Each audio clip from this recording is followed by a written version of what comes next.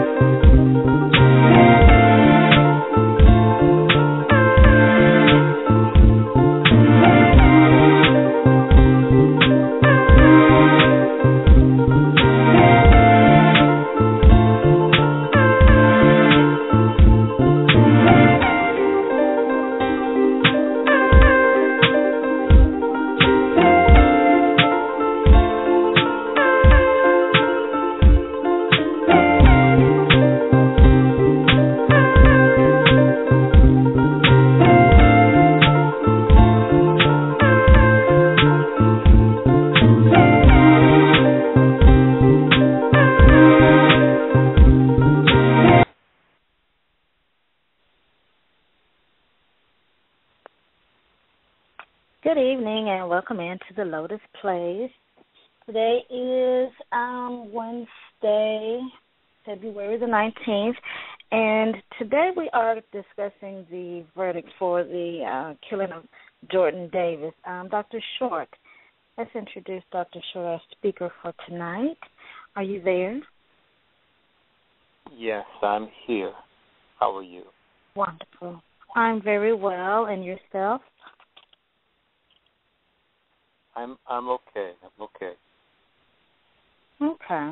Well, we certainly thank you for stopping in to the Lotus Plays to share your thoughts on the verdict for the Jordan Davis murder case. And I'm not surprised, but I do find it quite puzzling how they came up with the jury came up with the attempted murder, find him guilty of those charges, but not murder. But I can understand if it's the jurors going against each other.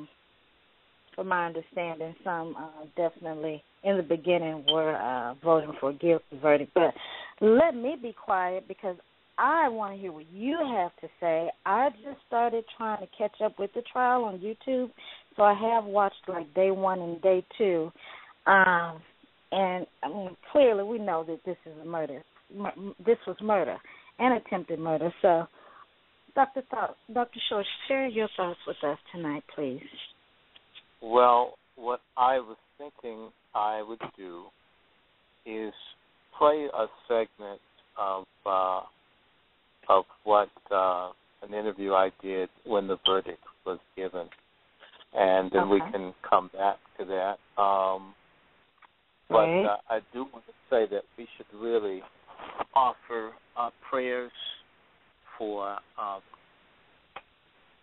our families and friends across the country who are losing their children, loved ones to senseless racist, genocidal police and extrajudicial violence. It's just terrible. But I did an interview. I'm going to play that, and then we'll come back to this. So I'm going to load that up, but just say to you that I've got some insights that are going to be interesting. So I'm about to put this forward for you. Give me one moment, and I'm going to put this in just a moment. I'm going to have that. But I do want to ask you while I'm waiting for this, how are people feeling where you are? If you could tell me, take a minute if you want, how you feel about it. How are you feeling? And I'll be ready in 1 second. Just if you could summarize in 60 seconds, how do you feel about it? Yes. Well, me personally, as I mentioned, I don't understand, but I do understand how it seems as if there were people that just could not seem to convict a person that classifies themselves as white guilty of murdering a black child. And the thing about it is white supremacy written all over this, and they continue to elude that and continue to discount that and marginalize that critical factor, in my opinion, because Michael Dunn felt like he had the right to tell these young men to turn their music down. Do you know right here in Houston today and yesterday and days after that verdict, I am still riding alongside of people that are blasting their music so loudly that I can't even hear my own radio, even when I roll up my windows. But I have no right to shoot them. I have no right to tell them to turn their music down. Well, and then to shoot them. I have a clip. Here it is. Okay.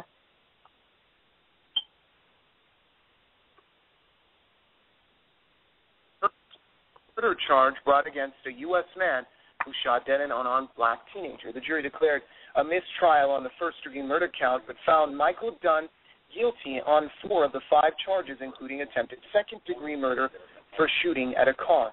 Dunn was charged with the murder of 17-year-old Jordan Davis at a Jacksonville, Florida convenience store back in 2012 after an argument over loud music coming from an SUV occupied by Davis and 3 friends. The case bears resemblance to George Zimmerman's trial, a neighborhood watch captain who faced second-degree murder charges for shooting to death African-American teenager Trayvon Martin in February 2012. In that case, Zimmerman claimed that he took a beating before shooting at Trayvon. However, Dunn never even received a scratch. Mr. Randy Short joins us now from Washington to give us more on that story. Dr. Short, welcome to the program. I'd like to get your thoughts on the conduct of the court with regards to the first-degree murder. I'd like to get your thoughts on the conduct of the court with regards to the first-degree murder charges. Well, essentially during nullification, you have a man who shot people, he ran away, walked the dog, ate pizza, and hid the weapon. I mean, what does it take? But then again, this is America. We need to remember that the civil rights bill that was passed in March of in 1964 marked the first time in American history where you had enforcement of the law where if a black were murdered by white, something might happen, which means for much of this country's history, there wasn't any such thing as a white person murdering a black. Just remember that. So what you see in the country and in the court are people trying to live in the 19th century where it was okay to rape, kill, and slaughter black people, and many people want to live this way in this country. And a lot of observers have drawn similarities between the case of George Zimmerman, who shot Trayvon Martin last summer. Do you see in that light as well? There's dozens of cases. There was a boy that was murdered in Orlando, Florida, just minutes away from where Jordan Davis was shot. Another white man hunted down and murdered a black teenager. This is normal. Thousands of black people have been murdered since Barack Obama became president. The Justice Department is doing nothing about it. The president's resolve is to put a man who's fighting for homosexual rights named Eddie Vile as the new civil rights officer. That blacks do not have human rights in the United States. We had been in a state of siege since the assassination of Martin Luther King in 1968, and we need a movement for human rights and a movement to wake up our people because we are being destroyed. Mr. Shorts, very briefly, if you may elaborate on that fact. You say this is normal. What has to happen to change the status quo? Well, the status quo, we need to get rid of the majoritarian democracy where a white majority terrorizes a black minority. African Americans are a national minority group like the Kurds are in Turkey, and we need to organize ourselves and get international support for our human rights to be defended. African Americans need sovereignty. We don't need to have systems where you have a mostly white jury reward whites for murdering black people. We need to have a jury of our own peers where everyone is African American.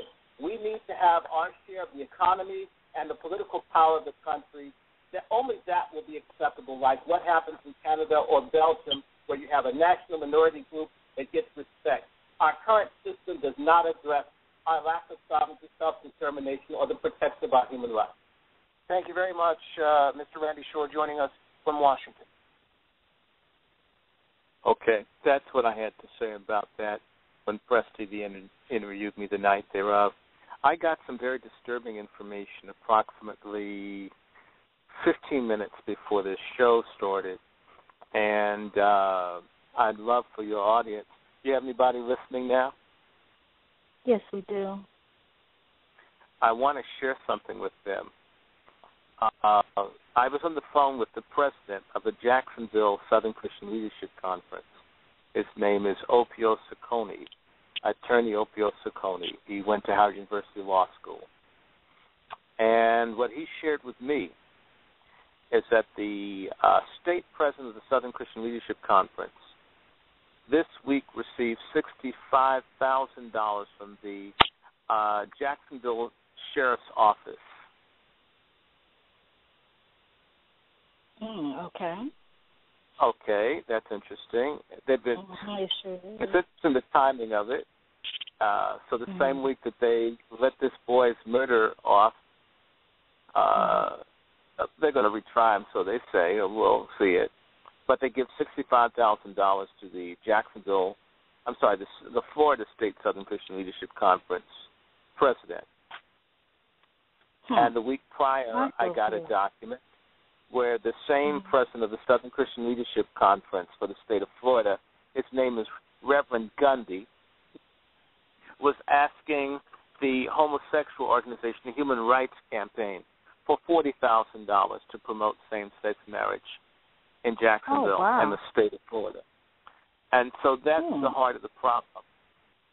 These people, if you notice that Al Sharpton and all the other people were not in Jacksonville for their flight, they were in Sanford for Trayvon Martin, which is probably why you got any convictions. If you follow the document that was issued yesterday by Attorney Alton Maddox from New York, he alleges that Trayvon Martin's family received a large amount of money before the not guilty verdict was done. And I'm not saying that this has been done with Jordan Davis's mother, Miss McBath, or his father, Mr. Davis, which is probably why you got something to happen. Why these murders are taking place, or these executions or lynchings, one part of it is that there's a group of blacknecks, traitors, who are for sale, who trade in the blood and guts of our slaughtered young people. Okay? It's very simple. And I'll tell you, if 20 brothers with baseball bats went and roughed up a few of the ministers in Jacksonville as show their rage about this HRC thing as well as the police thing, you would never again have a murder like that in Jacksonville where there wouldn't be a greater community response. President Ciccone and other people stood out in the cold for weeks to focus attention on the trial.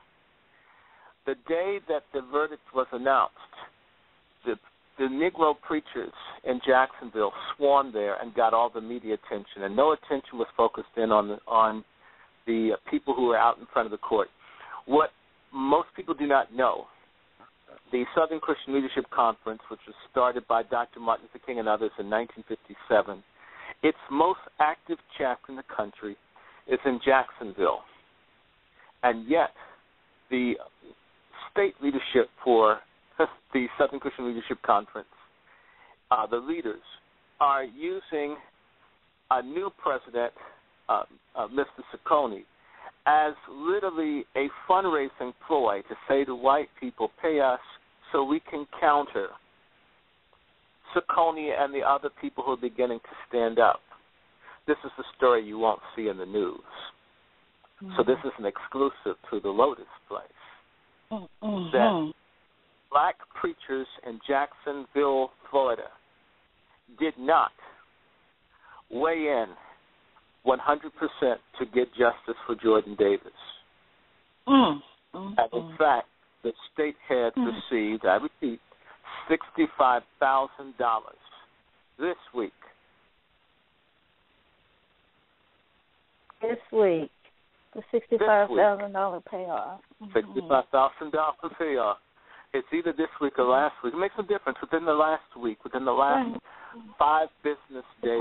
From what I understand, this money's been delivered. Yes, if anyone understands what I'm saying, that this happens over and over, people either go to the families with money or they go to certain preachers or certain lawyers with money, and therefore, if the city is willing to pay the right blacks, you can kill as many of us as you'd like.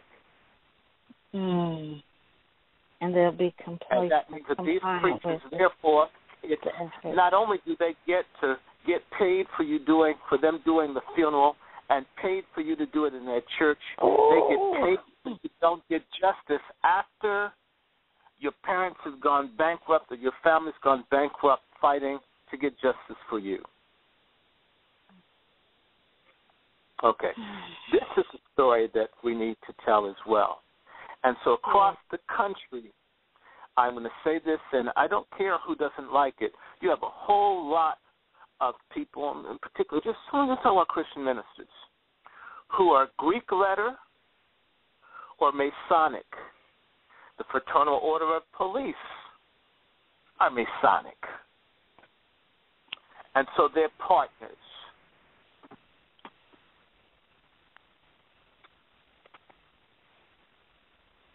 Notice you rarely hear of a preacher's son or daughter being shot or killed. You know, you really don't, do you? You may hear some things about them.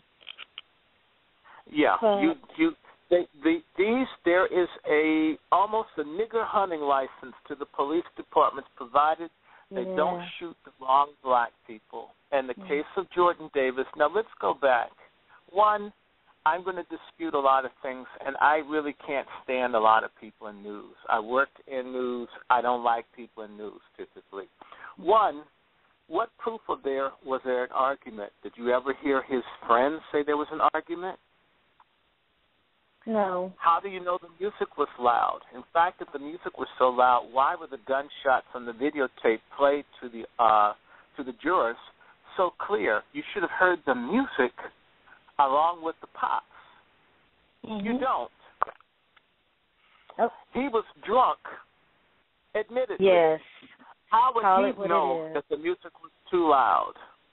But because he is a white man, him saying as a white man the music was loud and they had an argument without any evidence that there was a loud argument, that there was a gun, or that the music was loud, his word was taken, and that was simply a code to white people back him.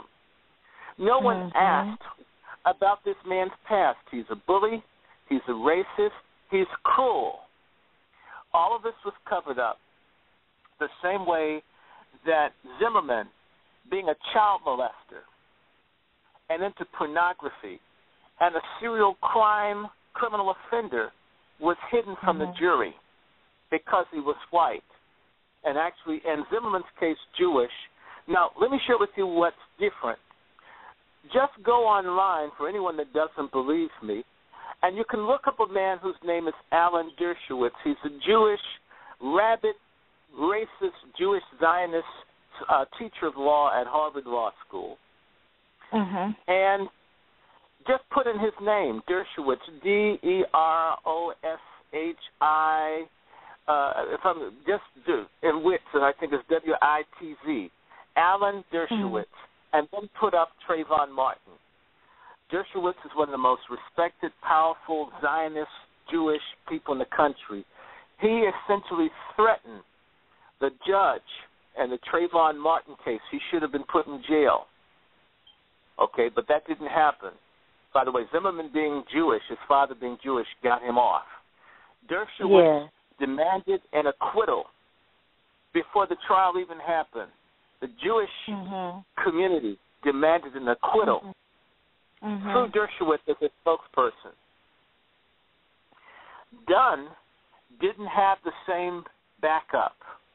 He had white skin, and he had white supremacy behind him, but didn't have the extra oomph that Zimmerman had. However, the jury, and this is where I'm going to say, the sisters in the trial on the jury, I'm going to give them a little bit of praise, but they should have been a total hung jury from the get-go. Had I been on that jury, there's no way I would have said death penalty. If nobody liked it, the jury would have been hung from the get-go. He did it. He did it. A lot of our people go along. How do you get 4 charges of attempted for shooting at a car? The car even got considered. 3 people who are alive, but the person dead didn't. Now, we know that there were the jury was predominantly white or people who identify as honorary whites. So there were 10 whites or honorary whites and 2 blacks, both female. They knew not to put a black man on there because he would have stood up to the white men. Yeah. The lawyer was stupid again. He should have changed venues. Now, the prosecutors, they did better this time than last time, but the end result is that why does it take 2 times for all this information? He fled from the scene. He lied about the gun. Never called the police. He was drunk. He's beaten people. They know who he is. Now, you know what? We don't know who Dunn is related to. We don't know all of this. So who is he connected to? And who is in his white supremacist network where people want to support him? And he felt he was a victim. It's interesting that CNN and none of the other things has gone and said, who are these people really? They didn't do it for O.J. There's a lot of stuff. Let's go back 20 years to the O.J. Simpson trial. They never talked about, the bisexual guy who's on coke, Kato Kalin. They didn't talk about Ronald Goldman being a male prostitute. They didn't talk about Nicole being a whore and having sex parties in her house, or her lesbian Jewish girlfriend, Faye Resnick, who snorted up what would be the equivalent now of $700 to $1 million worth of cocaine in 6 months. That's just 2 people. Ooh. That's a lot of sniffing. Now, you and I both know you can die for a small amount of dope if you don't pay the bill. You mean you ran up $700 or $600 or $800,000 worth of dope you snorted? That's just the 2 of y'all. What about the other people that came over? And there's no way that there could be something other than O.J. killing them. Not that I like O.J., okay? Now, they went into every dimension of O.J. Simpson's life to make people not like him. They've never done that for either Zimmerman or for Dunn because they want you, and I know what it's like because I worked in media, they do not want people to have an ability to have enough information to make a decision other than what they want them to do. Yeah. Okay? Now, in this boy's favor, and I don't care, had they been gangbangers, he shouldn't have fired into the car. Now, I resent that each time, if it's a black kid, he has to be an angel, or she has to be an angel, or someone has the right to kill them.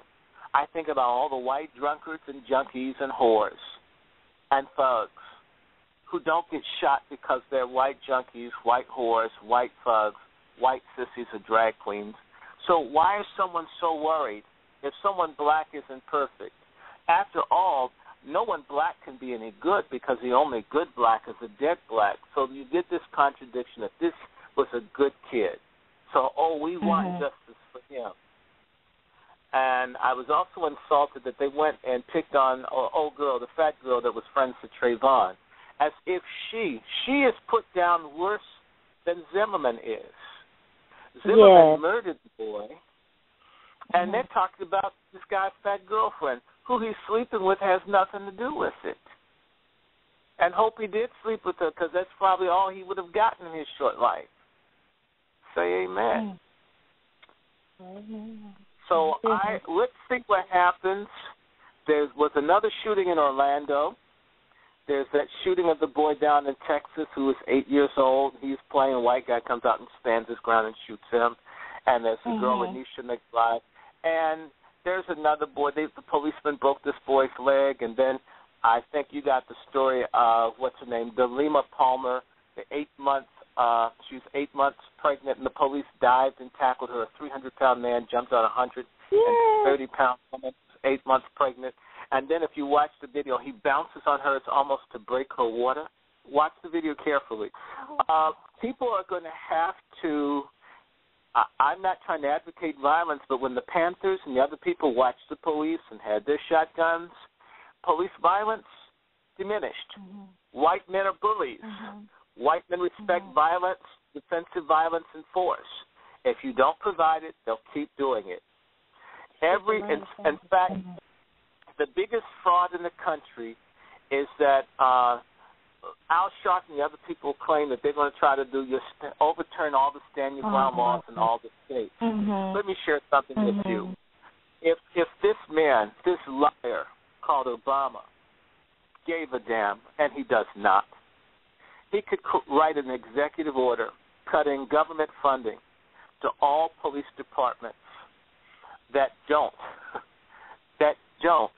prosecute people to the fullest extent of the law if they try to use the stand your ground defense. All they have to do is say, we won't give you federal funding.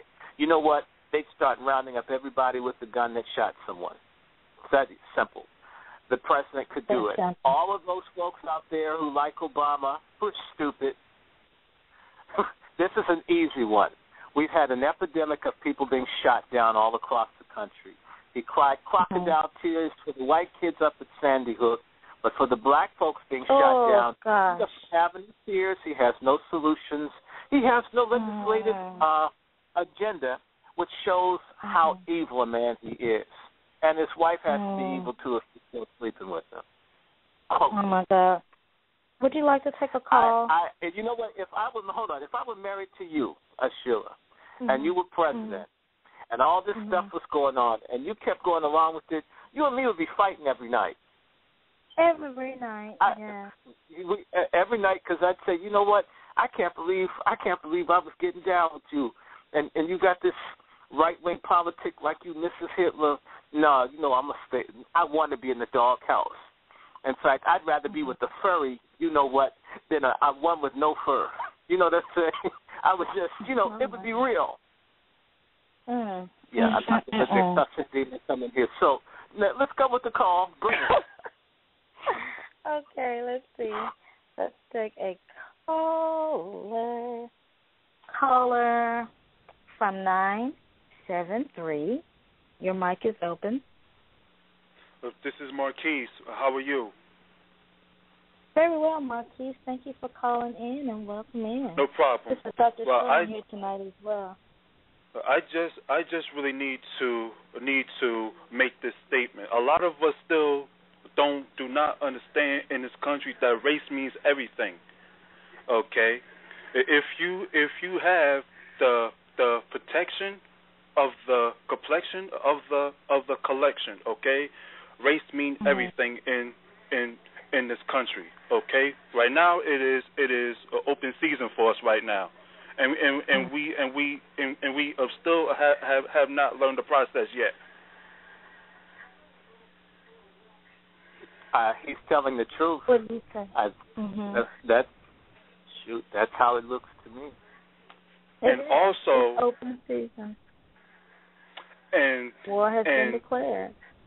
And also, we keep on praying too much, and that's our problem. Also, all of this praying is not solving a damn thing. Okay, we have to do this for ourselves. Not some spooky human being will do it for us. Okay, we have to do it. Okay. Can I mention one thing? When you say praying, I have a real problem when people attack all religion or all faith because people who don't do it. You know, it's like if you and I in a car together, and we see a beautiful woman, right, and we're going to holler at it, and it turns out it's a tranny or transvestite or female. Aren't you angry? Because it's not really a woman.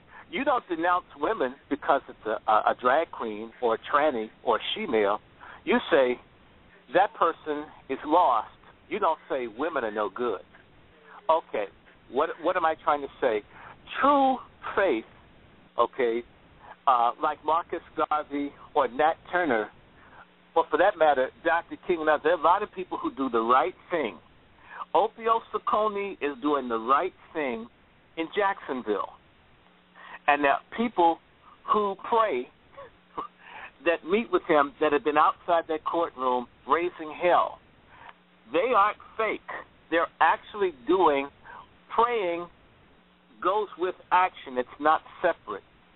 But in fake, slave, blackneck church religion, praying is BS. All you need to do is go to the book of James. It says if somebody has a problem, for you to just say, I'm going to pray for you and you be well, isn't religion, isn't the faith we have, okay?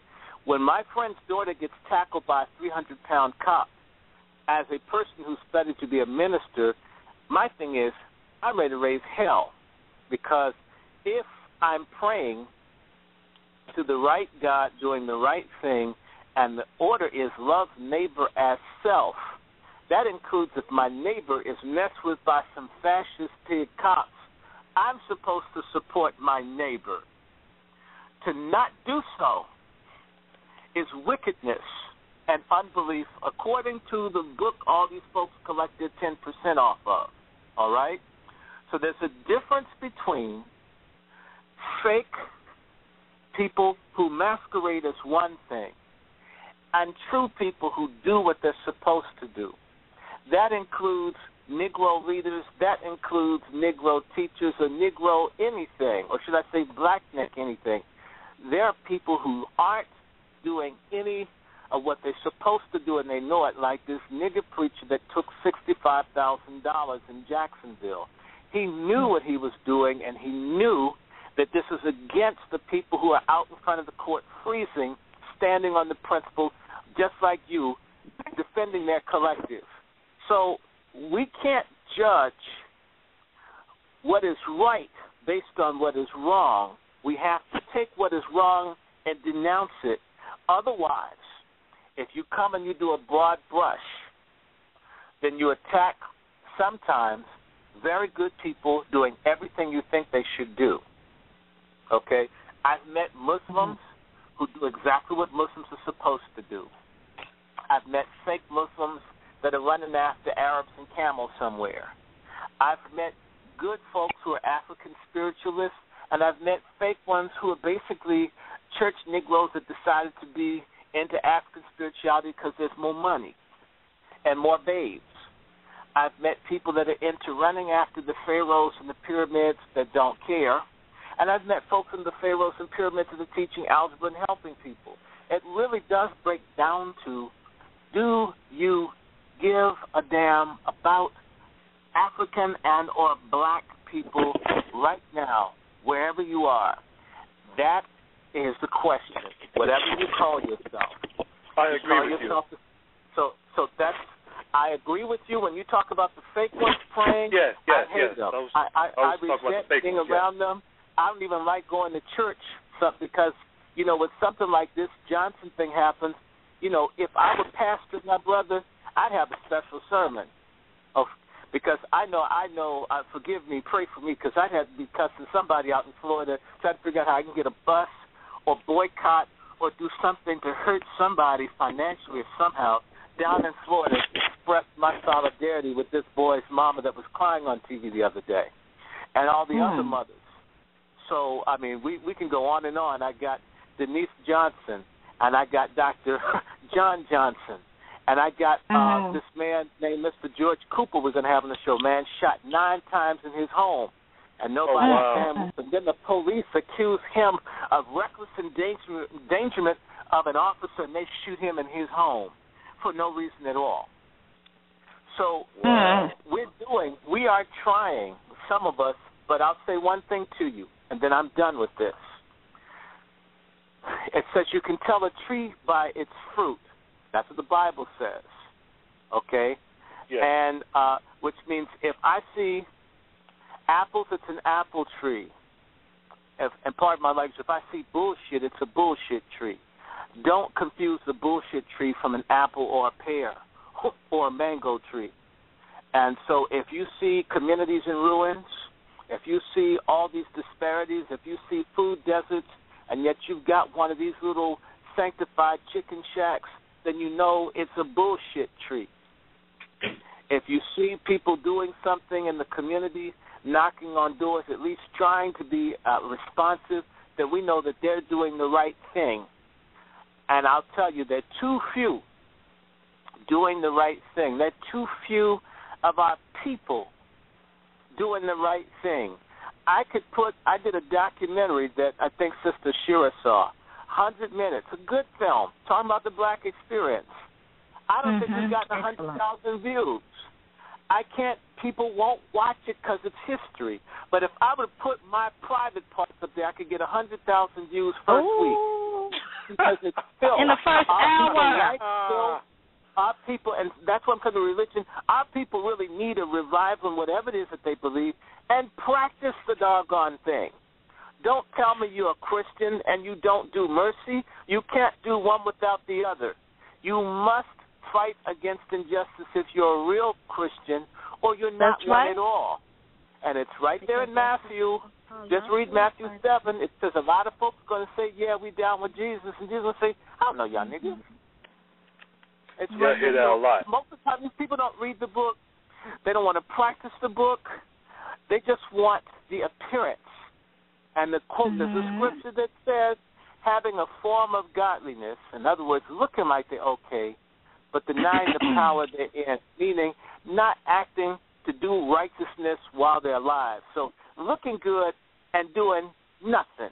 Or in the words of James Brown, talking loud, saying nothing. Yes, and I agree. I definitely agree. And I agree with you. I agree with you, Marquise. I agree with you, Marquise. I just people like my father, who's dead, that used to go, and my mother, who would pick up men overdose on heroin and pick them up out the gutter and wash them off, that were church folks, and feed people. There's some folks that actually do that. But I can tell you, you're so right. All of them, even these black folks who run off into Islam, want to do all this stuff in Palestine and can't do anything for South Houston, can't do anything in Camden, can't do anything in Detroit, can't do anything in Trenton, can't do anything in Southeast D.C. They got all this fight for the Middle East and don't got no fight for home. Same way all these stupid Christian black sellout Zionists want to fight for Israel, and they can't stand up to the state of Florida. Can't stand up to this Bratton or this idiot with this fake Italian name who's really Jewish, de Blasio, the one who wants the priests to start baby penises. Can't stand up to him, but want to go and fight for Israel. Plant a tree in Israel and won't buy from a cucumber from a black farmer in Arkansas.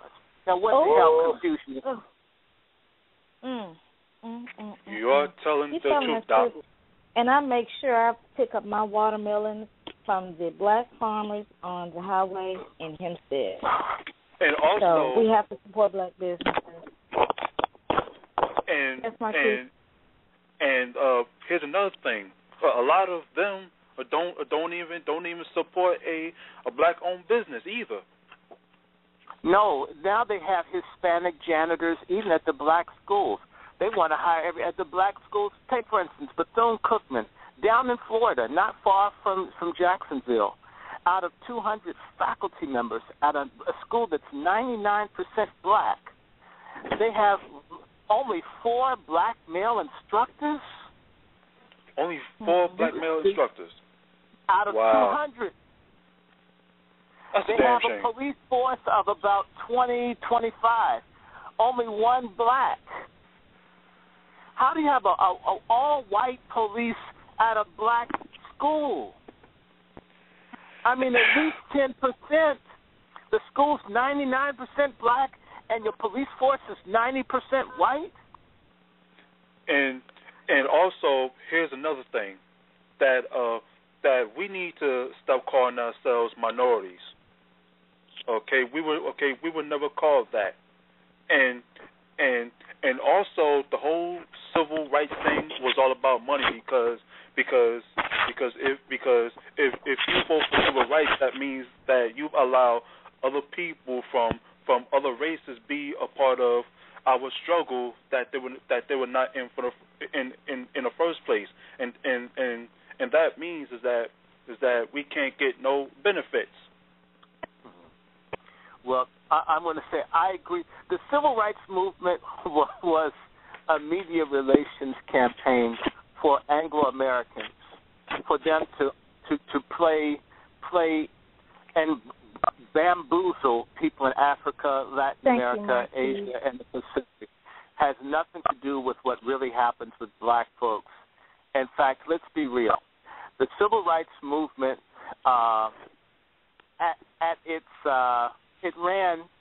the benefits ran essentially from 1969, because you had the Fair Housing Act of 1968. So let's start 1969. From 1969 until the Berlin Wall fell in 1989. So for 20 years, okay, black folks, there's some tango between blacks having some semblance of really having improved their situation. Some. And then the minute there was no longer Soviet Union to compete with, ever since the Rodney King beating to now, it's been going downhill. And it's steadily been going downhill for black people. Not that it wasn't going downhill for a certain segment of black people. It's been going downhill since the end of the Second World War, but it's accelerated in terms of, if you look at what hit around the time that the Berlin Wall came down, crack was in full scale. All this stuff hit, and the mass incarceration, the omnibus crime bills, all these things come after 1989 that crowd the jails full of black people. And we're not the minorities. We're not the minority of the people that are getting put in jail. We're not the minority of people being shot by police. We're not the minority of people whose rights are being taken away. We constitute the majority of people who face super exploitation in this society. Not to mention that white people are the absolute numerical minority outside of the country. In fact, one of the reasons that we're not the minority of the people having their babies aborted. We're not the minority of the folks whose women get sterilized. We seem to be overrepresented in all the areas of death and destruction caused by our lack of human rights within this society. We're absolutely the majority. And in fact, white people have been working for 200 years, since about 1815. Believe it or not, it's 199 years or 200 years. It depends on how you want to slice it. Because there was a fear of black people taking over America. I won't even get into that. That's another discussion. So for 200 years, they've been trying to figure out what to do to make certain that our numbers never got big enough for us to be strong enough to force our way on the things we want, which is why drugs like Depo-Provera, Eshore, Plan B, Gardasil, and Planned Parenthood are exterminating our people. We have lost somewhere between 14.5 million to 18 million of our folks have been killed through race genocide, self-genocide through abortion. And see, the answer, the smaller our numbers are, the more they mess with us. We have wiped out the fruit of our community, and we're paying for it. Because if we hadn't killed those 15 to 18 million people, and they had at least one child each, we'd be approaching 100 million people in this country. We're half of that. We've killed half of our growth. We've done it. We have another call. And I'm ready. Bring it. Okay. This is Brother Canty. Brother Canty?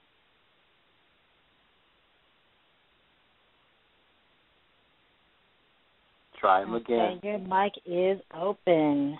Okay, you guys hear me? Yes. Okay, yes, I was very, very shocked to hear from a sister who's a long-time AME Zion member. She told me that the AME Zion pastors are forbidden to be involved in social and economic justice. They're only committed to only saving souls, and they don't want to have no Dr. King type pastor in their midst. So here's a problem now with the old one. It was founded by black people during the days of post-slavery. No, not during post-slavery. They were started in the 18 teens, about maybe 1814. 14? Oh, I'm sorry. Because the 18 is either the teens or the 1820s, and they started there in New York, right down on the lower east side, I believe. East side. Yeah. Well, I did my master's thesis on the formation of the AME and AME Zion Church. Neither church was started because the folks truly wanted to help black people. Both churches, by the way, they refused to unite. The leaders didn't see a reason to work together. They refused to work together way back when, almost 200 years ago. They wouldn't unite. That should let you know when these folks say we're not into black unity, these Negro preachers, and you know that they're never going to be any good. Now, the AME Zion Church and the AME Church, African Methodist Episcopal Church, both were established only after the Methodist Episcopal Church, which was racist and practiced a system of apartheid and feeding and treatment and even abuse of blacks within the church sanctuary. Only when they set up their own church and the white people decided to take the property that the black people had accumulated because they had remained a part of the Methodist Episcopal denomination as a segregated, a separate unit. Only then, when these people were afraid of losing the real estate, did they break off. They never said, hey, look, these people hate us, and they don't practice the Bible, and they're going to hell. Let us form a church where we can search for God and build up our people and take care of ourselves because we are children of God in our own right. That isn't why those churches were established. What came down to this, all the little nigger preachers said, you know what, we sink a lot of money into this building, and we don't want white people to take it from us. So, well, I guess since they won't let us stay on their religious plantation, we have to reluctantly be independent. And something I'll tell you about that AME Zion Church and the CME Church, the colored Methodist Episcopal Church, okay, which is now, then they changed it to Christian in the 80s. They begged the white United Methodist Church to take them back.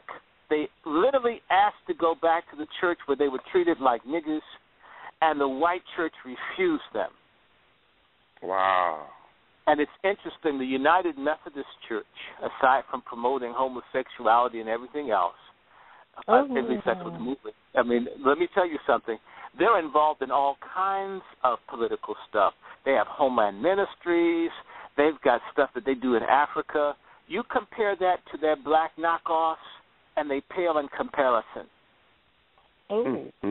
So they don't even do the gospel right. I mean, these folks, I mean, where is the AME Zion Church? I mean, relative to some of the other churches, it's hard to find them. You'll find them in some places in the country. What are they really doing? What have they done? The biggest thing they ever had was Reverend Cherry here in D.C., and he quit. They kicked him out because he had a church with 20, 25, 30,000 people, and they got jealous, and he talked about race a lot, too. So they put him out, took the church, but you know what? He built it back. Now, he's arrogant so-and-so, but he's doing a lot of good stuff. So his church is huge. And he has a church all over the world. He had white people following him, but I'm serious. People in Ukraine, white people from other countries come to follow this brother, but he wasn't good enough for the AME Zion Church. So that's nigger preachers for you. See why, don't get me up here talking bad about these ministers. And, yes, I love the Lord so much until I hate phonies. Yeah, well, pray for them. They have this, one church is in Brooklyn, other one is in Harlem, and you listen to their names, you would swear they have been a long-time champion for the cause of the people. The church in Brooklyn is called First Church of AME Zion. Imagine, First Church. The church in Harlem is called Mother AME Zion. Imagine that name, Mother. It is the Mother. That's the church. That's the church that moved from the Lower East Side to Harlem. Mm-hmm. But name someone, AME Zion, that comes to mind that's done anything that you can think of, even something notorious. That's right. Well, it wasn't the brother of Paul Robeson, who pastored Mother AME Zion. He was brave enough to let Paul Robeson hold his concerts there when Paul Robeson was disallowed from traveling outside of America. And, was he a paying? But didn't he get? But wasn't he a paying customer? Well, okay. Let's not dwell on that. You have a world famous, one of the best selling artists in that time, a movie star, to pack your church. Yeah. They'd let the devil in there. Okay. Molesting a baby in front of him if he could get enough people up. And that's how sorry some of these places are. Yes, Lord. Yes, Lord. Then you got to you deal with the Progressive Baptists, which I wrote a rough draft of a book called. This book is called "Dunn Lost Its Salt," and the subtitle reads "How the Black Church will be found to have been insignificant for the total liberation of our people." You have a compilation of incidents where the black church just ran, or the black pastors ran for the tall grass when black people were under siege. So I give a compilation of incidents, but one of the things that really got to me was the fact that the Move people being burnt alive in Philadelphia, and that not Clarence Kenton talking, the record says, as they were coming up with their hands up to surrender, upon the authorities seeing them doing that, they fired upon them, forcing them back into the flames to be incinerated alive. And because Ramona Africa survived that Holocaust, she's thrown in jail for a good number of years. She got out of jail not too long ago, and she sued the city of Philadelphia. She got, I forgot how many millions she got, but she's not through fighting yet. The idea that the Move people were massacred and the black pastors in Philadelphia ran for the tall grass, and this is just one. They didn't run for the tall grass. They ran to the mayor's office to see what deals they could cut to betray the Move people. And the mayor is black. That's what pastors do. Okay.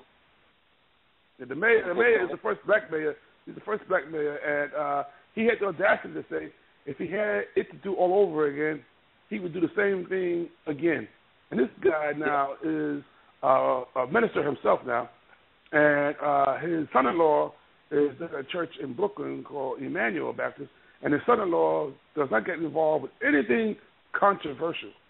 He steers clear. Well, you know what? Black people being human is controversial. Black people being able to use the public restroom is controversial. Black folks not surviving being shot up by police in a routine stop is controversial. That's right. In fact, Jesus is controversial. speaking in tongues is controversial, virgin birth is controversial, they shouldn't be in the ministry if they don't like controversy, because I can't prove that an angel impregnated a woman. I can't prove that Jesus came out of the ground. I can't prove that Noah had a bunch of animals on the ark, because I'm trying to figure out what they did with the bowel movement with so many different animals. I can't prove. Go ahead. So, if you don't like controversy, get out of the religion business. And I bet you don't. I'm just disgusted by people who want to be in religion but don't understand that it comes with controversy. Yes, I mean, just sit down and read any scripture. Read the thing where Jesus said, mother and daughter will fight, father and son will fight. So Jesus promises controversy in Christianity. So how could you not be into controversy and call yourself a follower of Christ? A person who is executed for high crimes. So those people don't practice Christianity. What these folks are they are extortion rackets. They're 10%ers. You know how you have the 5%ers? Yeah. Well, these preachers are the 10%ers. Well, I'm turning automatic. They're 10%ers. They're 10%ers, and they're a gang. I'm turning automatic. 10% of what everybody gets, and if you give them 10%, then you don't have a problem. But that becomes a spiritual protection racket. It isn't a faith. They're not talking about salvation. They talk about that in order to get 10%. And, in fact, look, ask yourself, and I'll tell anybody, especially if I'm talking to some really brainwashed Christian on there, you go back and you read the Gospels and you tell me where Jesus Christ himself collected tithes. Tell me one time where he collected it. Jesus is from the tribe of Judah. The only people that could collect tithes were from the tribe of Levi, the Levites. There's not one nigger preach in this country that's a Levite. So if only Levites that are Hebrews are able to collect tithes, then there's not one person who's collecting 10% of people's income, their rent money, their bill money, their food money, that's doing that by God's sanction. Isn't that something? I'm not against people supporting. In fact, I think it's a beautiful thing if people give 10%. But I'll just tell anyone, look to the Acts of the Apostles, ask yourself, when Ananias and Sapphira dropped dead, there was not a 10% requirement. It is they lied about giving what they agreed they were going to give. If you go to Acts of the Apostles and the second verse down around 39-40, it said the people shared what they had in common. It didn't say 10%. It didn't say how much they shared. It said they shared. So where does 10% come from? And by the way, 10% of what they shared was agricultural produce. It had nothing to do with money. So maybe let's start taking your watermelons and pumpkins to your pastors. You want to give them 10%. You set up a cucumber garden and take a goat. 100 cucumbers. You take them 10 and say, "Here's my tithe." Okay, if they're going to get all biblical, let's get biblical. Let's start taking them cows and taking them chickens and pigeons. Turtle dove is a pigeon. They can take pigeons. Give them that. And hold on to your money. I have plenty of those on my patio. Yeah, and you know what? It's worthless is what the pigeons leave on your patio. Hey, listen, Attorney Automatic, he calls... No, I have doves. Oh, Attorney Automatic, he calls them ecclesiastical pimps. You know what? Even pimps provide housing, food, education, and they even support the people with their drug habits. The pimps provide something for you if you're whoring for them. These ecclesiastical pimps do nothing for the people and demand something, like anniversary days. In fact, the anniversary day is more important than Easter. Shouldn't the birth, death, and resurrection of Christ be more important than when the ugly fat dude in front of you who can't talk half the time when he's born? In fact, he's probably not born planned. So why is he more important than the author and finisher of the faith in which he collects money from you? Don't get started. But let's go back to police brutality. But you're gonna get me fired up talking about these fake ministers. They are good ministers. They love God. They love the Lord. Mm-hmm. They pray for people. They feed people. Absolutely. Support them. You know, when I have my a bigger radio show, we're going to find the good churches and send people there. Because that man's out in the community. He's helping somebody. He loves somebody else. He'll feed somebody, or he'll help someone learn how to feed themselves. And he doesn't hide behind the God talk. His yea is yea and his no is no, which is what the scriptures tell us to be. Not say, well, let me get spiritual with you. Oh, Sister Sharon, you're spiritual. Oh, I like your spiritual. I can't help you. I know your house got burned down, and I know your man committed suicide, your children on drugs, and your mother's she's in maximum security in solitary confinement. But you know, your spirit is strong. And I'm going to pray for you. I'm going to take this $100 from you. And you know what? When I'm eating lobster, I'm going to be thinking about you as you starve with your kids at the shelter. Amen. As I fly over your house, another $10. You give me another $10. If you give me another $10, we'll come and pick y'all up, and then you can give me another $100. We take you back. What is this? Is it a saving faith, or is it a Ponzi scheme for black folks who can't afford to go to Disney World or to Cancun or to Sandals or to Euro Disney to do something different? I mean, from the entertainment value, I'll just say it to you. Pray in your own home. Find 2 or 3 folks who are serious. Pray with them. Study with them. Go in their home and help them clean it up. Watch their kids. Find something other than giving it to these mega church thugs. In proportion to the mega churches, I'm almost done, the bigger the mega churches get, the more powerless black people become. Thank you. I'm waiting for the mega a modern church coincides with black people being powerless. It's better to go to church with 10 people where you know who everybody is than to go to church with thousands of people. You could have given that church $100 million, and the pastor, unless he reads people's giving statements, wouldn't know who you were. That's right. And when you get sick and you're dying, and you ask the pastor to, well, we have too many people, but you know what? If you stay in hospice long enough, I think if you don't die this week, we're going to try to get one of the sisters to come over. She's in rehab. You know, what's that all about, you know? I'm looking for the modern day Vernon Johns. Where are Vernon Johns? They don't ordain people who can threaten 501. I call it 501 enslave Amen, me. brother. Amen, brother. 501 enslaves me. That money that they get from the city or the state leads people to be unwilling to even serve God if they can get regular funding. Better to pray under a tree or even under a bridge and be right than to have a big, ugly building that's paid for with the blood and bones of your people. Yes. So true. But we talking about this violence now. Now, hear me out now, because there have been shootings up in New York, have there not, Brother Canty? Oh, yes. So who's been killed up there? Well, we've had more of the young people beaten up on the elderly in these housing projects. There hasn't been a shooting in the last week, but what has been a series of... listen to how you're conditioned. So you're counting by weeks, so there's probably going to be one soon. Maybe Valentine's Day. What I'm saying is that we have had no serious outcry from how our seniors are being beaten up by young people, where pastors are out in the streets with their,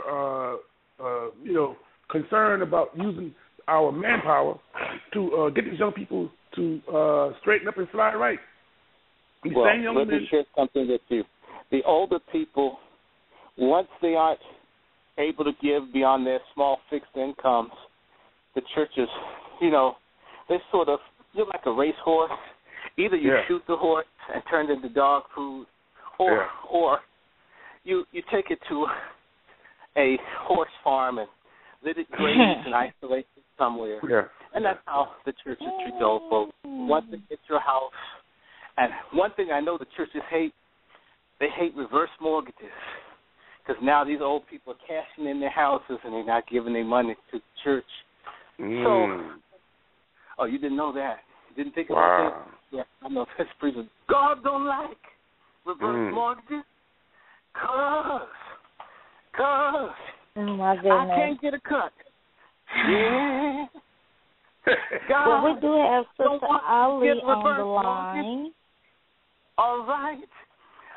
But you did it anyway. So fix it up, refinance, and give me 10%. Yeah. For somebody. Refinanced and paid 10%. It's his. And then it's mine. And you ain't going to get it back. Hallelujah. Hallelujah. Too much. I just found a picture of Creflo Dollar. I have to post that one. You mean I'm a whole dollar? I'm a whole dollar. Wow. My goodness. Brother Canty, so you said there hasn't been a killing this week. No, there's been more just a physical attack on the seniors. But what bothers me is that our young people have given up, not all of them, but a good many of them, have given up of seeing themselves as being a winner.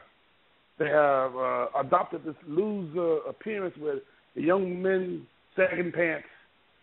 And it's like everything that can be done to look like a loser from the jailhouse is coming out on the streets.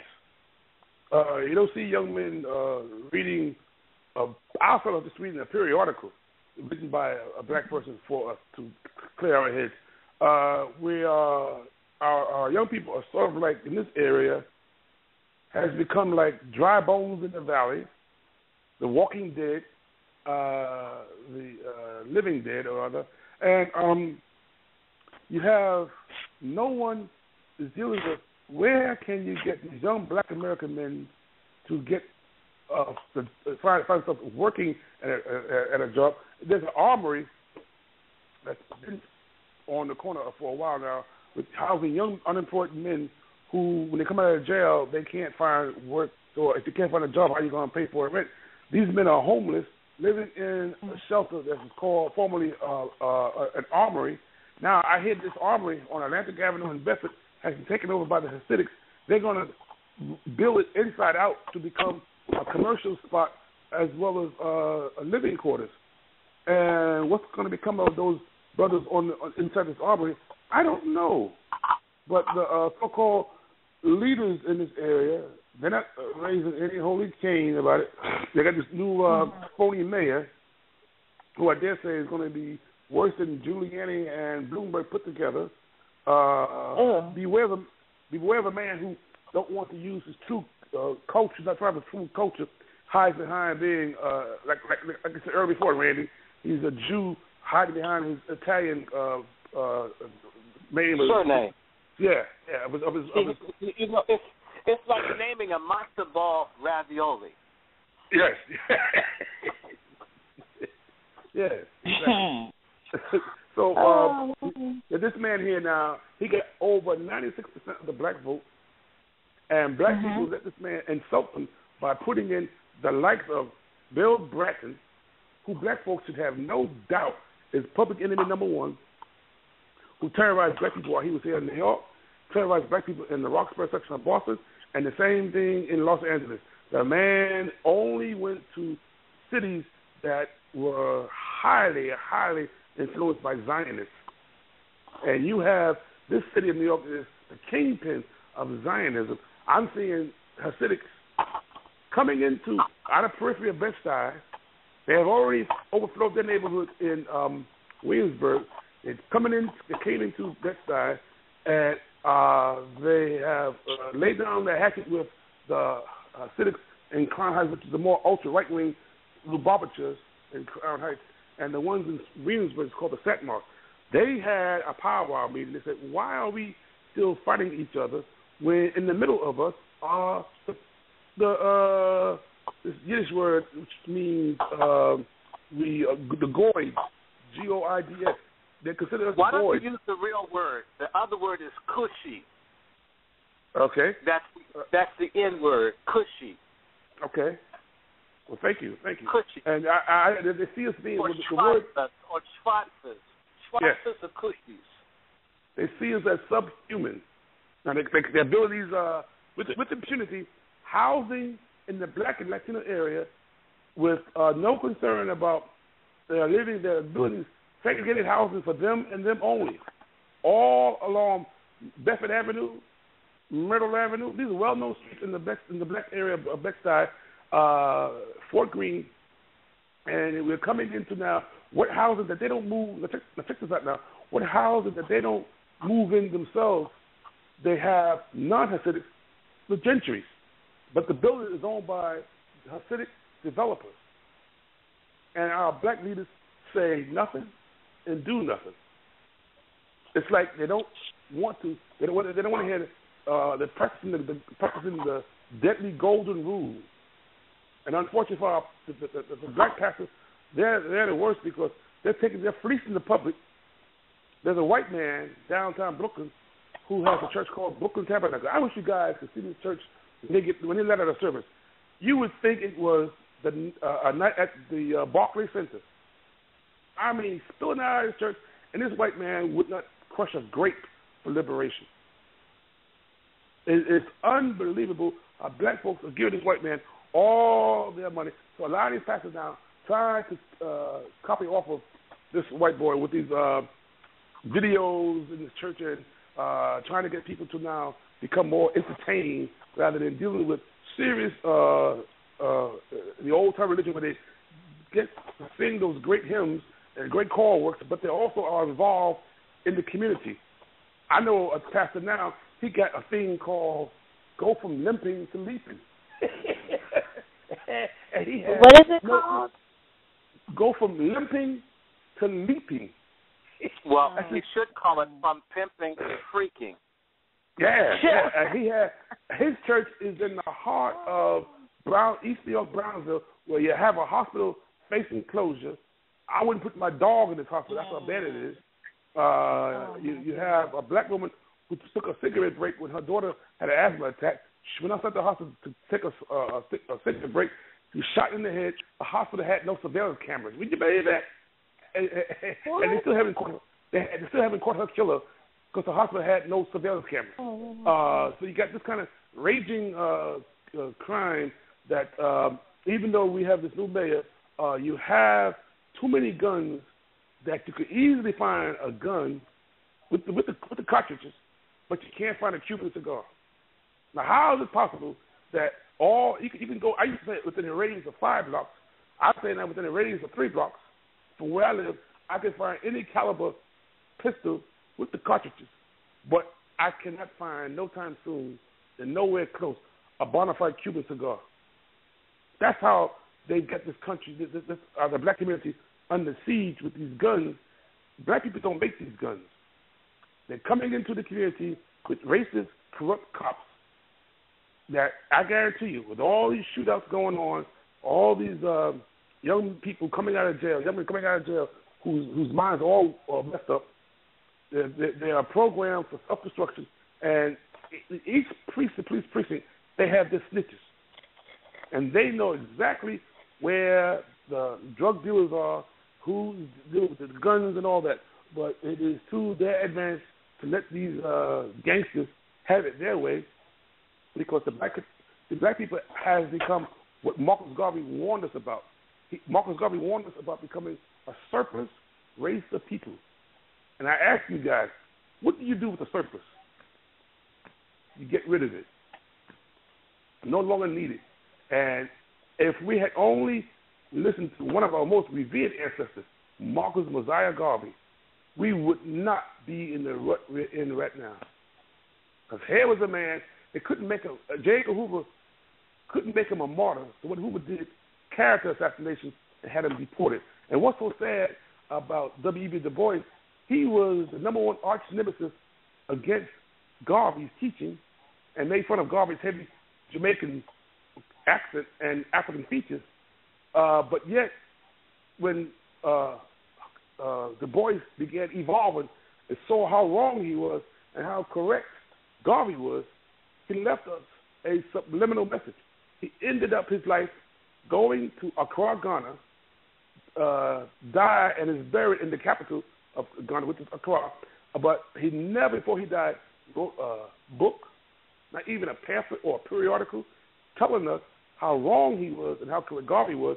But he left us a subliminal message by the way he died and where he's buried. Garvey, ironically, never got to see Africa. And it hurts me to my heart to see all these starving children in South Sudan, the mess going on in Somalia, Nigeria, Kenya has become a stooge for the CIA. Ethiopia stooge again for the CIA. It's just an abomination.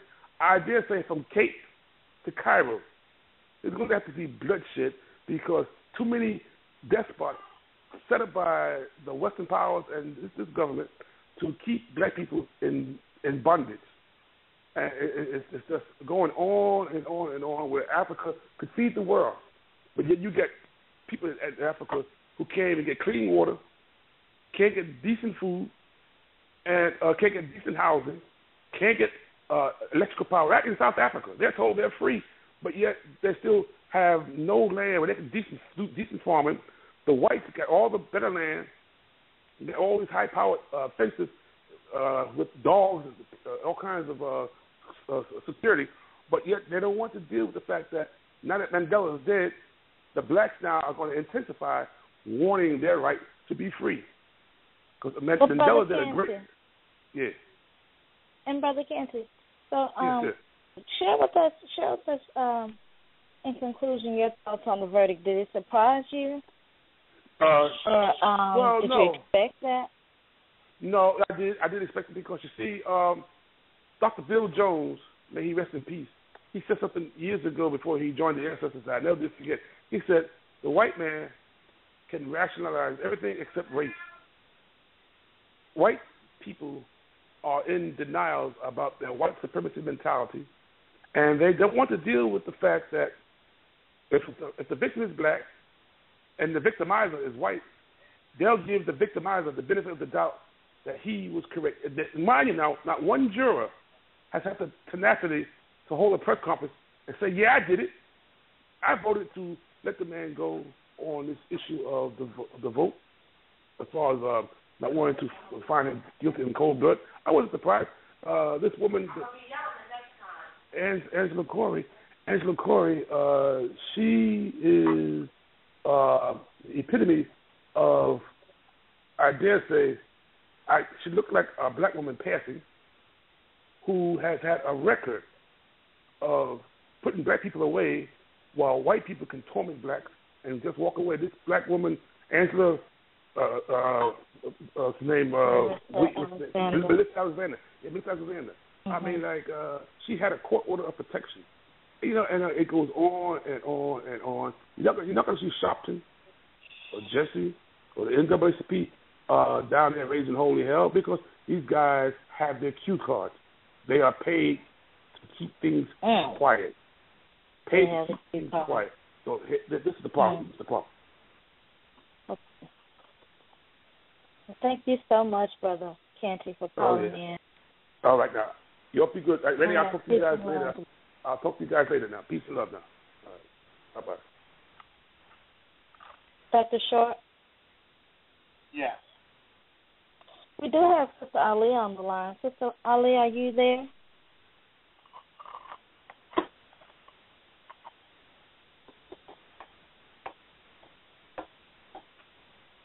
Well, while she's coming to the line, Dr. Short, would you just give us some information about Sister Ali? What is she sharing with us tonight?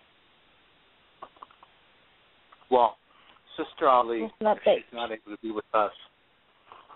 She is a targeted individual, and in coming broadcasts and programs, we're going to talk about people who are targeted by governmental experimentation and torture.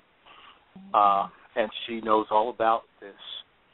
because it's happening to her. They can burn you with microwaves, with signals, with low-frequency devices. These are things that have been around for 50 years or longer, and they're perfecting them, and they are using them to hurt people, drive people out of their minds, make people commit crimes, make people commit suicide. There are people all over the country and all over the world who are experimented on by these weapons, and it's not really understood widely in the public. And so, can you imagine if you saw the movie, very good movie that one of my favorite movies done by the gentleman, you know the one, Jada Pinkett's husband, Will Smith, and it's called Enemy of the State, and you see how someone is targeted. Well, right. There are people who are targeted this way, but experimental weapons. They're not just looking after and destroying your credit and trying to get you to kill yourself.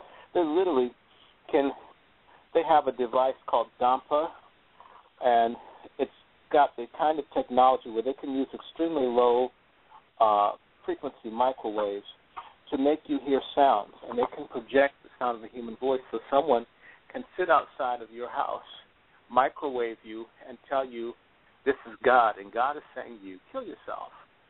And if you love me, do this. And if you hear it, if they bother the person night and day, if a person doesn't know they're being targeted, what if you begin to believe God is telling me I got to hurt this person over here because God won't let it go. I keep hearing him. I don't want to hear that. If you don't know anything, and if you're religious or you're superstitious and you start hearing voices and you can't get any rest or any, a lot of people would think that that's God. And if it's not God, who is it? How come it knows wherever I am when I? Where are these voices coming from? It can come from. Well, I can't get it out of my head. I can't cut it off, and it knows where I am. What is it? Am I crazy? If I'm not crazy, what is it?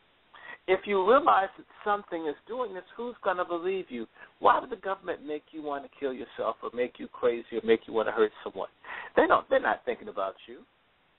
But maybe they are. There's been lots of human experimentation, not just Tuskegee, lots of things. Lots of human experimentation in this country. So that's what she wants to talk about. Do you have her? Because we should wrap this up in 8 minutes if she's not here, and because I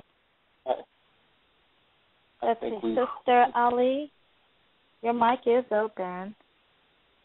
I hope she's there because I do want to hear this story.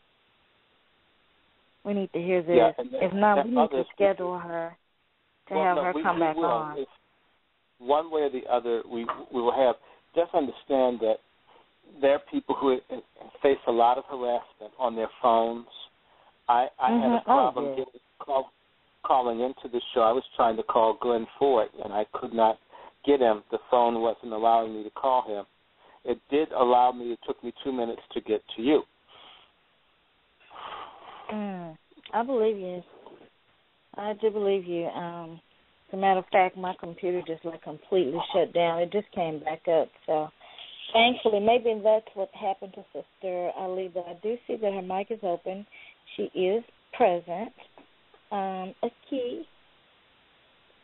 Presente, actually. Sister Ali, let's try again. If not, we'll just have to have her come on for certain. Sister Ali, no, she's not there.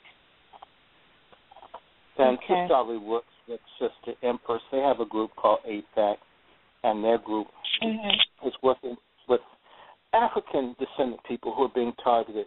They're doing all kinds of stuff to our people. Henrietta Lacks. There was a guy named Thurkill that they were messing with in Germany, and they were driving him crazy with LSD. There's lots of this stuff. There's a very good book called Acres of Skin that talks about how they do human experimentation on blacks who are in the prison system. There's all this stuff going on constantly. What is the name of the book again? Acres of Skin, like Green Acres, Acres, A-C-R-E of Skin. I hope people know how to spell skin. I'm going to just tell folks we We got to do selling. Medical You got to speak some language. You got to know how to speak and do something. If you are not knowing how to read and write in these days, you're going to get taken. Absolutely. So I'm glad that you came on to share that information. There's another gentleman named Kenneth Rhodes, and I'm going to get Ken. He's a very good man, and we're going to push this because this is something that's ongoing. It could happen to you. You could get tortured. They could pick you out. You could work at some place, or you could work for, say, a pharmaceutical company and know that they're poisoning people and they can't trust you, so they need you to look crazy, so stuff starts happening to you. Or you hear something to tell you do something that's right, and it keeps happening. In fact, I'll give you an example of a targeted individual. The man, his name was Aaron Alexis, the gentleman that is alleged to have shot up the Navy Yard and killed people there. Mm-hmm. He had reached out to a targeted individuals group saying that people were making him have all these things and he was going to get revenge on them. So when he went in and shot up, if he did, in fact, shoot up the Navy Yard, he was trying to get revenge on whoever it was driving him out of his mind. Are you understanding me? And Aaron, he actually told people that this was happening. They were following him, so they can actually follow you around, know where you're going, and make you suffer no matter where you go. Absolutely. And it's very hard to get your family. Who wants to believe you? Why would the government make you crazy? There are people out here who still believe in the government. It's taking people's pensions. There are millions of people all around the facing country. foreclosure. Here in D.C., black folks' homes are being taken away through illegal foreclosures. The government knows all about it and has done nothing. Chase Manhattan Bank, Bank of America, some of these banks have even paid fines for stealing people's homes. And the government asked them for a small amount of money for the major losses done to ordinary people, which means the government said, hey, pay us to not do much about what you did to other people. Don't believe in government. You know, it's interesting. We were talking about religion. A lot of people worship the government like it's a god. The government's supposed to serve the people. When it stops doing that, it becomes an enemy of the people. Stop believing that the government's perfect. Proof of that is, why does a person who works for minimum wage pay a large percentage on tax than billionaires? Why? And there's some people who don't pay taxes at all. So you meet a little mother, woman, she gets pregnant when she's 17 or 18. She works at McDonald's and Wendy's and TJ Maxx. And she pays more taxes than someone making billions of dollars. And you trust the government that would let it be like that? Where the lady that little teeny tiny check, she's trying to figure out pulling her hair out. Trying to figure out how she's going to pay her light bill. How she's going to pay her all her bills. Right? Mm-hmm. So and get to work and feed the children. Right? And yet she pays more than people who are very rich. You tell me that a government isn't corrupt that does that, or a government that has money to murder people in Syria or in Libya or in Mali or the Central African Republic or any place in the world, or what they're doing in Venezuela or Ukraine, and yet they want to take they want to take the pensions of municipal workers from Detroit, or they want to make the people come down. The people who make the automobiles, the price of automobiles keep going higher and higher, and yet the wages for people who work on cars is flat. How could the cars cost so much more and the profit margins be so high, and yet the wages be flat when they're firing people? You know what? You better not ask for $2 more an hour. If you do, we're going to shut this factory down and take it to Asia. Why would the government allow that cares about it? And then they actually believe, right, and people actually believe that, oh, well, no, we shouldn't agree with low-wage workers earning $10 or $15 because the prices are going to go up on us. Oh, my God, the prices always go up on us. The prices are already going up. Oh, are these? They always go up. Look, but the standard business. They just went up last week. But the standard business model is to overcharge people for the value of things. Absolutely. So what do you mean? Exactly. You know what? It's about process. When you look at the fact that the average CEO earns like 500 times what workers pay, but do you realize, or what the workers are paid? If just a couple of those CEOs didn't get a bonus, they could pay an increase to all the folks working. You know, there's never enough for these people. It's never going to be enough. There's never going to be enough for them and the rest of us. And so, and look at what they do. They get their tax breaks, and they invent things like drones and extremely low frequency microwaving to drive people crazy. In fact, Aaron Alexis's gun had the letters ELF, my ELF weapon. That means my extremely low frequency weapon. And then they stopped talking about that because a lot of people, because they listen to alternative media now, they're not watching the little idiots on the news, not television news. Nobody's watching that. Now that people go to the internet, people knew what ELF meant. They knew. That black woman got shot down not far from where I live. Okay? I can walk to where they shot that woman a few months ago. She was targeted. They made her get in the car and drive with her baby. Then they murdered her. So they're killing people. There was a black man set himself on fire. They made him set himself on fire. They can make people things against their will. And if you don't have it, which we don't, you don't have a free press, you don't have a press that tells people what they need to know, then they never explain. It's the same way, even you, if I said, you know, these niggas were cussing at me, playing their music loud, I told them to turn it down, and they showed me a gun. The average person said, you know what, I'd fire them too. That's the message that the media even put out in Dunn's favor. And yet the young black men who were in the car, they didn't get any attention in terms of putting their side of the story out. Vis-a-vis the white murderer.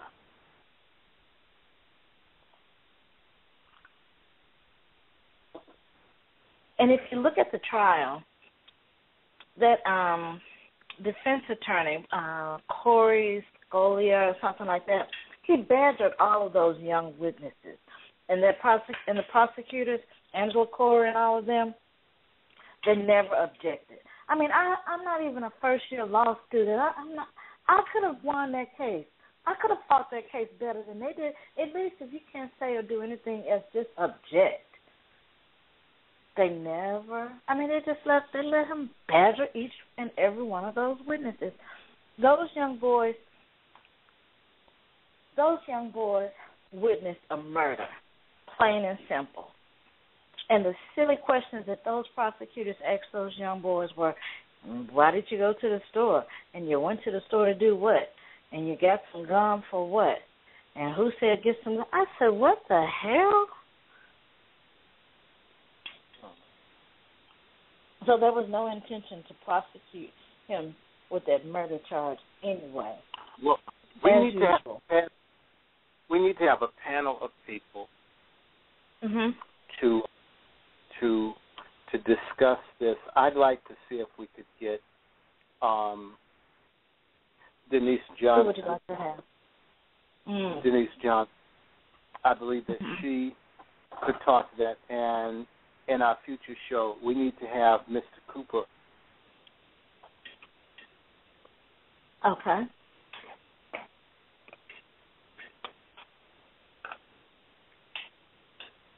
So I really would like to have another discussion on this without a distraction of the church or anything. And I think that would be a good show. I really feel that. Okay, well, I agree.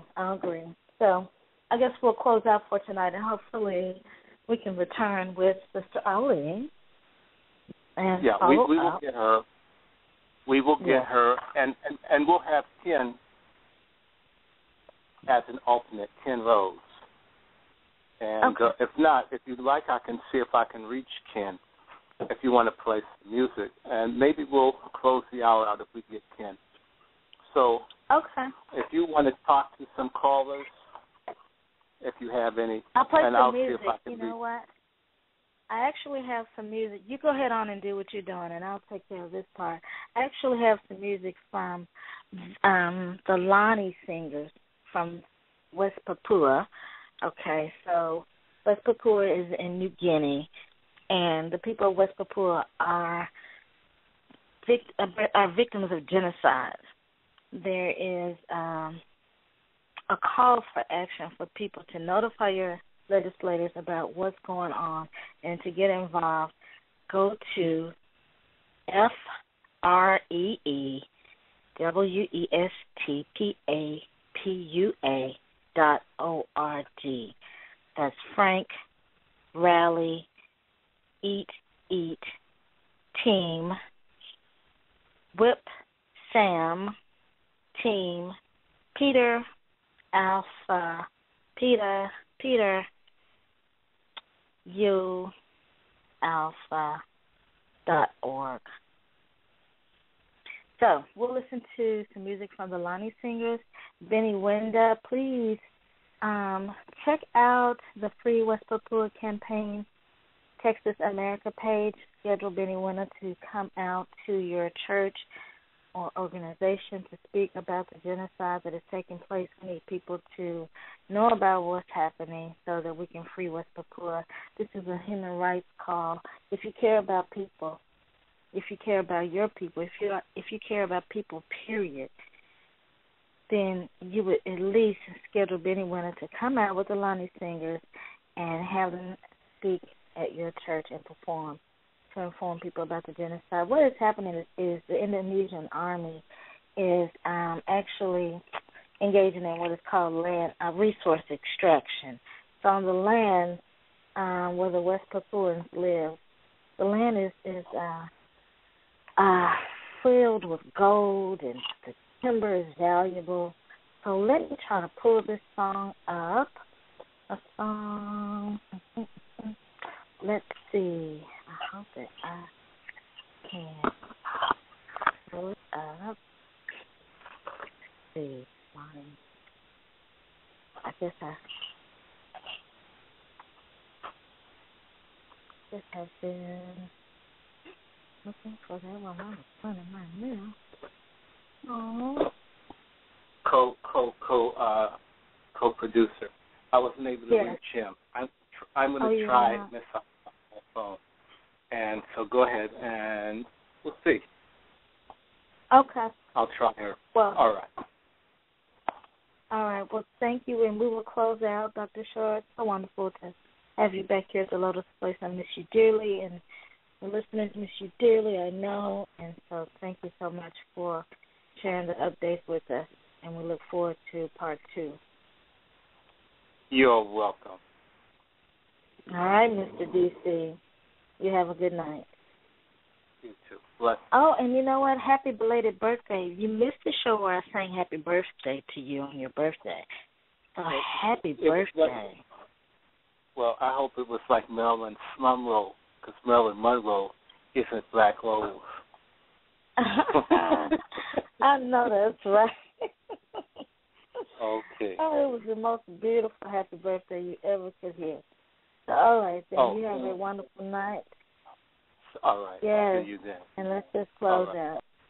Peace. Good night.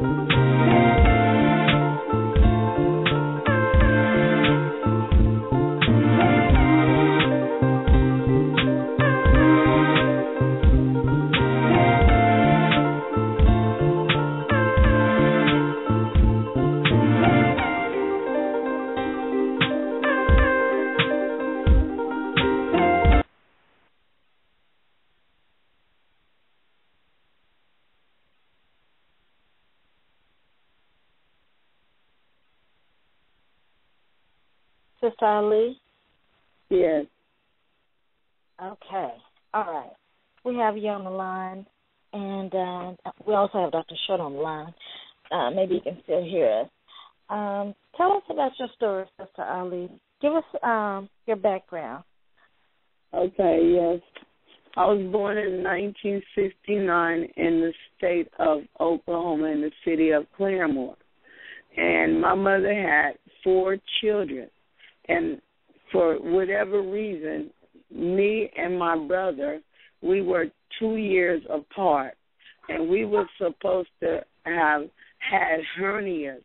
And we had entered the hospital in Oklahoma having a surgery. And we had our navels cut off. And years later, bringing it up to speeding everything up. In 1997, I was about 28 years old.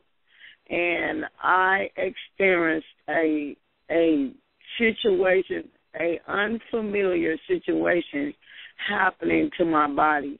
And I did not know that I had a microchip implant placed in my body from being a illegal, non-essential human experimentation program. I discovered that a lot of African descendants and abroad, people and children are being experimented on, and they are microchipped, implanted with nanotechnology.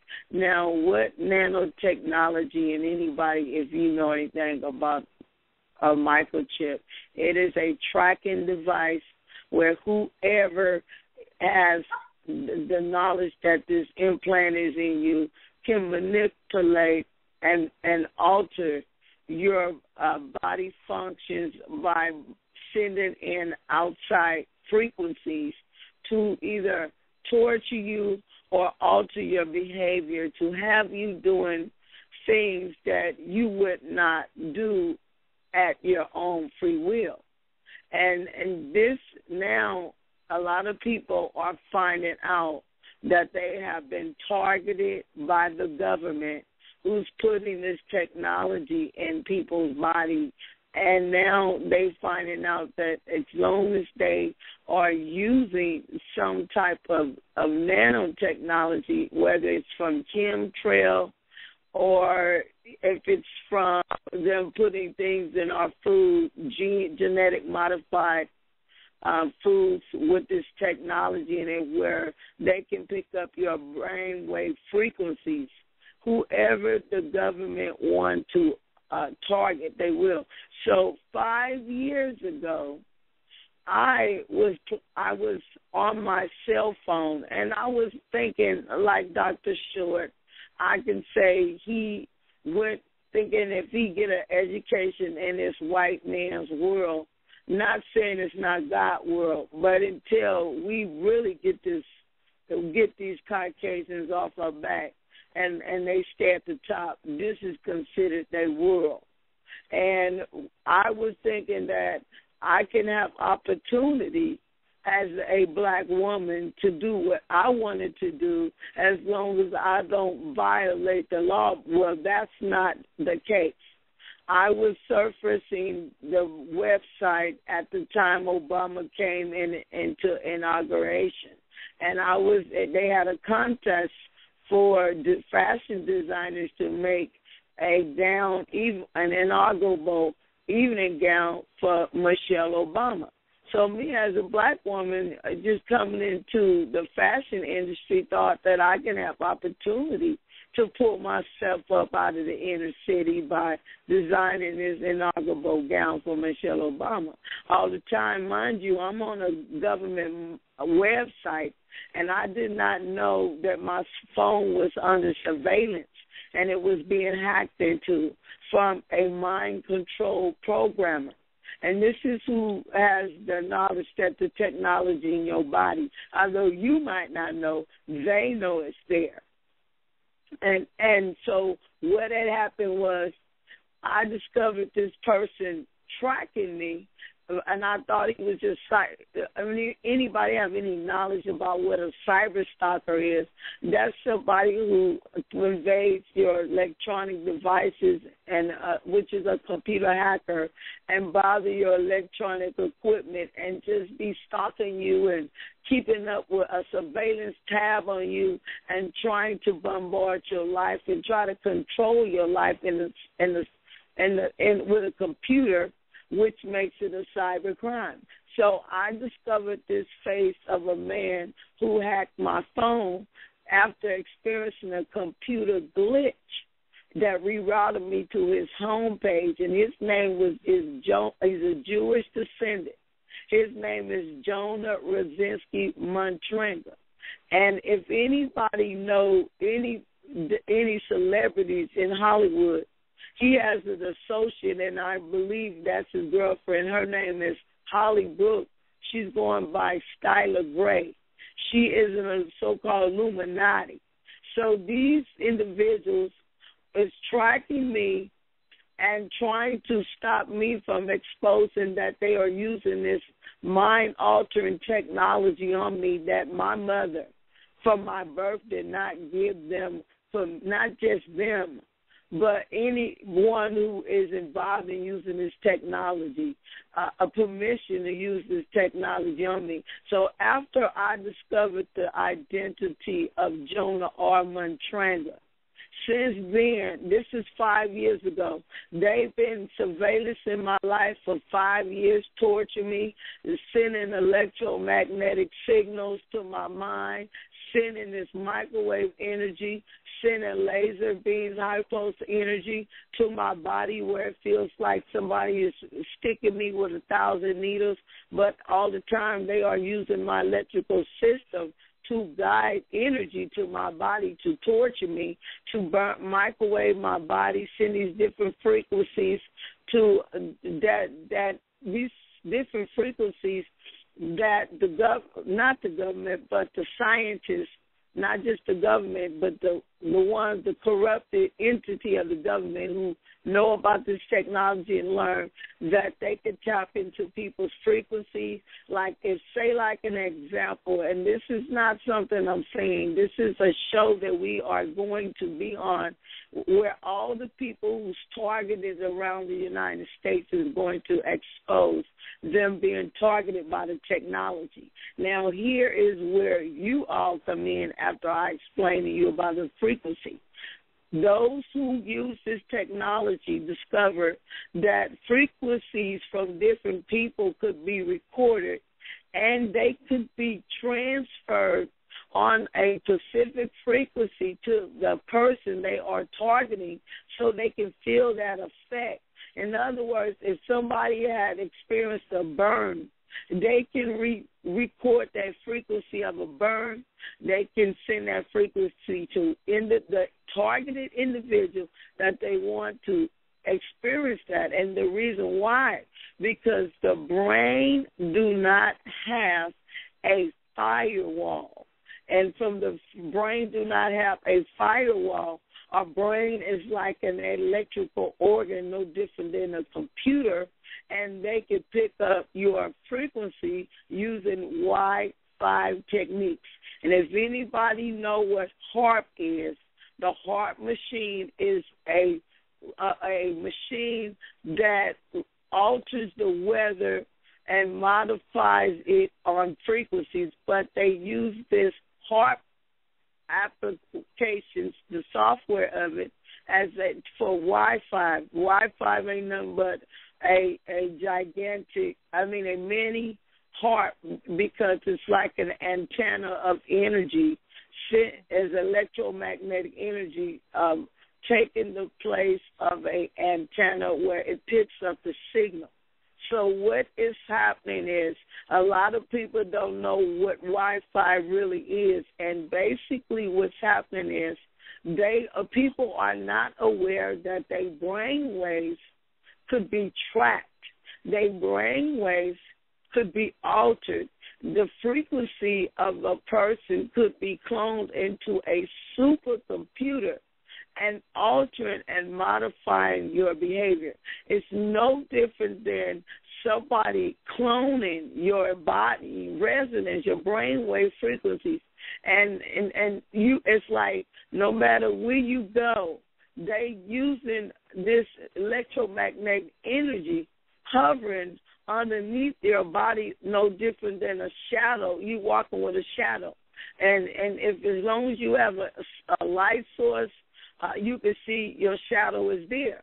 But that's just an illustration to let you know that they have created a magnetic field, a bubble that of energy around your magnetic field, underneath your magnetic field, and to manipulate your body, torment your body, and do all types of wicked things to people. And that's why a lot of people are wondering why people seem to be losing their mind, why we can't get no justice, because they are manipulating these people's behavior with this advanced technology. Now, what is very important where you come in is I was led by my Creator. He said, go to your people, because your people, as long as you get them to understand how the technology works, and many of you all come together and explain and lay the foundation of the technology in their face. Give them DVDs. Let them know what these Caucasians is doing so that y'all can come together and fight this thing. And that's why our people be going back to sleep not doing nothing, because they be using this technology on us. They be bribing us. They be making us think we are part of their society. And all the time they are. Dr. Frances Questwall, she was right that these Caucasians is fighting for their genetic survival. And this is what this is all about. They found out that our genetic makeup is totally different than theirs. So they went into these laboratories and started experimenting with this technology and learned that they could pick up the frequency of anybody. And what you can do, you can look up NSA. The case is John St. Clair versus NSA Fort Meade.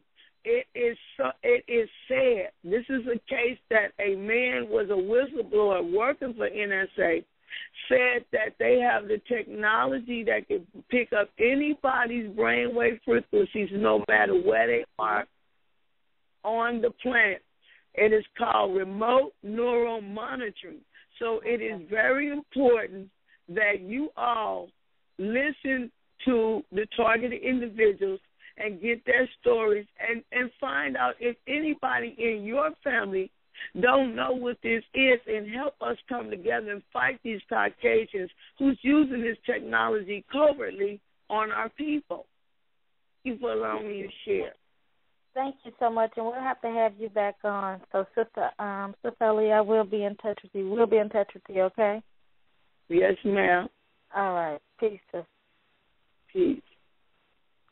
And that concludes our show for tonight. And so we thank Sister Ali for sharing that information with us, and also Dr. Randy Short for inviting Sister Ali on and sharing information about the young sister being a victim of police brutality on the beach. So we have to stay informed and stay involved. Peace.